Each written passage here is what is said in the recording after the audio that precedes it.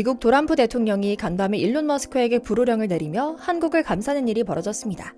일본은 환심을 사기 위한 각종 선물 공세로 미국의 개가 되어 꼬리를 살랑거리고 있지만 한국은 당장 우리 정치 상황조차 혼란스럽기 때문에 별다른 대응을 하지 못하고 있었는데요. 그럼에도 트럼프 대통령은 간밤에 한국을 언급하며 한국의 선물 꾸러미를 안겨주겠다는 발언을 한 건데요. 현대차의 가장 강력한 라이벌이기도 한 테슬라의 일론 머스크가 국가 효율부, 이른바 도지 부처를 이끌며 칼잡이 역할을 하는 상황에서 한국에도 칼을 겨녀 테슬라 띄우기를 시도했지만 트럼프 대통령의 의도적인 한국 띄워주기를 하며 길을 살려줌은 물론이고 관세 폭탄도 떠넘기지 않겠다는 뜻을 밝힌 것이죠.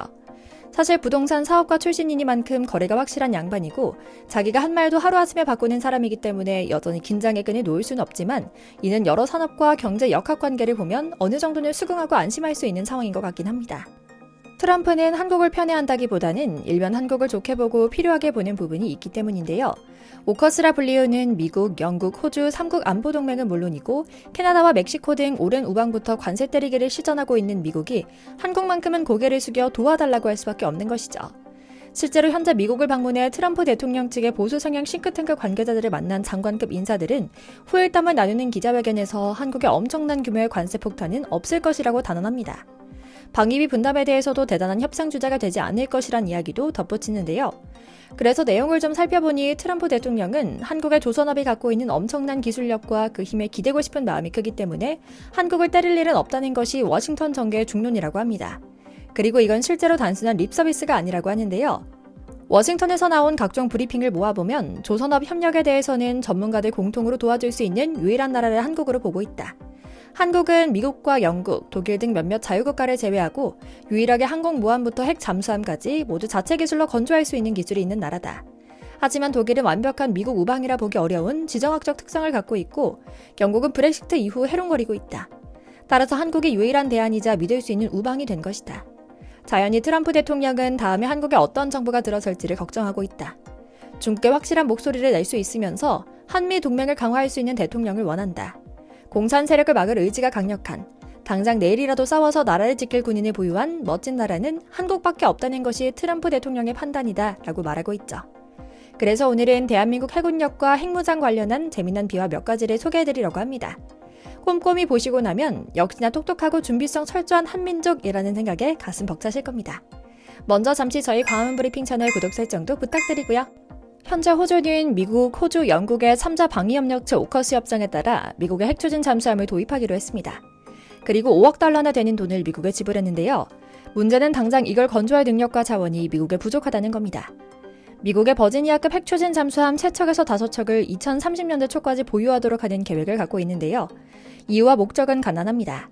인도양과 남태평양에서 설치는 중국 해군을 견제하는 미국의 강력한 동맹을 유지하려는 건데요.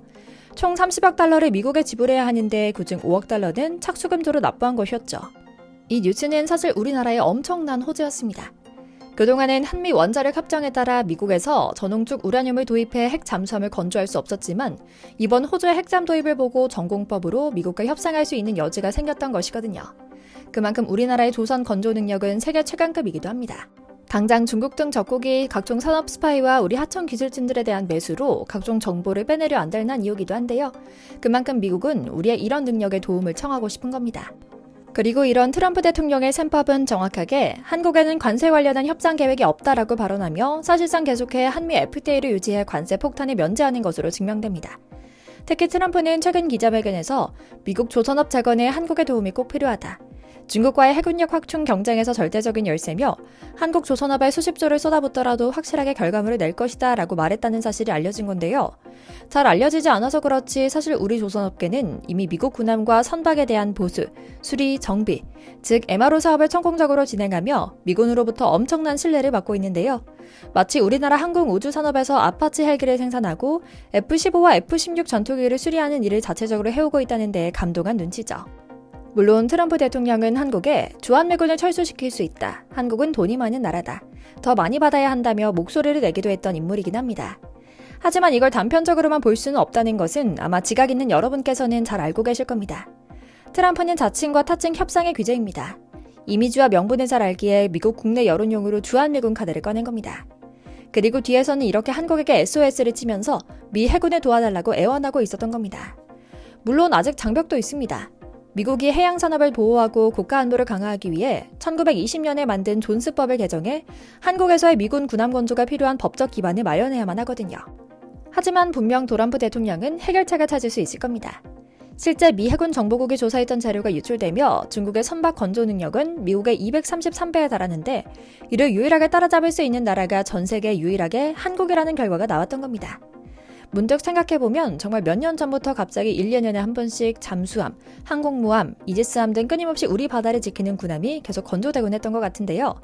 불철주야 이 땅의 평화를 지키는 애국자들이 많았기에 가능한 일이었겠죠. 동시에 방산 비리를 잡기 위한 노력도 끊임없이 전개됐기 때문이고요. 물론 중국은 한때 가격 경쟁력으로 조선업 수주 물량을 싹쓸이하던 때가 있었지만 중국산은 수천억이 들어가는 배를 만드는데도 품질 이슈가 쏟아져 나왔다고 합니다. 기본 중에 기본인 용접이 망가지는 것은 물론이고 엔진 터빈조차 가다서다를 반복하는 일이 너무나 잦았던 겁니다. 그러다 보니 짱짱하게 완벽한 배를 빠르게 만들어내는 한국 조선업이 다시 살아날 수밖에 없었는데요. 실제로 몇 년 전 중국의 후동중하 조선에서 건조한 LNG선인 글래드스토너가 운항 중에 멈춰버리는 말도 안 되는 사건이 일어났던 건데요. 한쪽에 수천억 원이 넘는 LNG선이 바다 한가운데서 고장났다는 사실도 황당했지만 건조된 지 불과 2년밖에 되지 않은 배라는 사실이 헛웃음을 짓게 한 것이죠. 더욱 가관인 것은 중국 수리공들이 몇 달 동안이나 수리하려 애썼지만 결국 실패했으며 배는 조선소로 예인돼 폐기 처분을 받았다는 것인데요.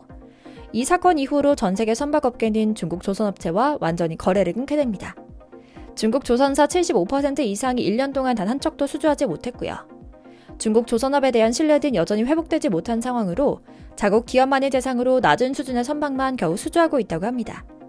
그동안 중국이 싹 쓸어가던 글로벌 및 자국의 선박 건조 발주, 그 중에서도 고도의 기술이 녹아든 고부가가치 선박 계약은 한국 조선사로 몰린 것은 물론이죠. 물론 현실은 이렇지만 아직까지도 이를 부정하는 일본인들의 망상은 지속되고 있습니다. 한국이 수주를 위해 무리하게 금액을 낮춘 것은 안 봐도 뻔하다.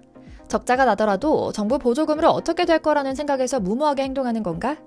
한국이 LNG 운반선 건조 노하우를 가지고 있다는 게 놀라울 뿐이다. 미쓰비시와 IHI 같은 일본 기업의 노하우를 배워왔겠지만 조선, 철강, 가전, 자동차, 반도체 등 일본의 주력 산업과 한국이 왜 겹치는지 아는가? 전부 일본이 기술을 전수해주고 자금을 지원해줬기 때문입니다.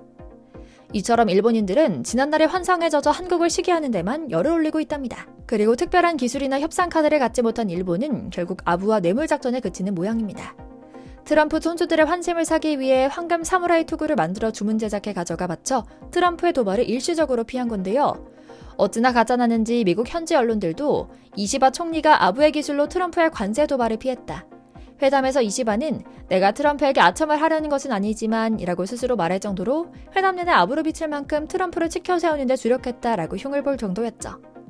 이처럼 가진 것 없는 일본은 자존심도 버리고 바닥을 기어가는 가운데 하늘을 날아가는 우리 한국의 조선업에는 갖은 시기를 보내고 있습니다. 이렇게까지 나라의 구군이 갈라질 줄 누가 알았겠습니까? 한국은 막가파 트럼프조차 함부로 건드리며 목을 조일 수 없는 나라가 됐습니다. 매일매일 더 강한 한국이 되어가고 있는 모습을 기대하며 오늘 영상 마치겠습니다. 저희 광화문 브리핑 구독, 좋아요도 부탁드리고요. 오늘도 시청해주셔서 감사합니다.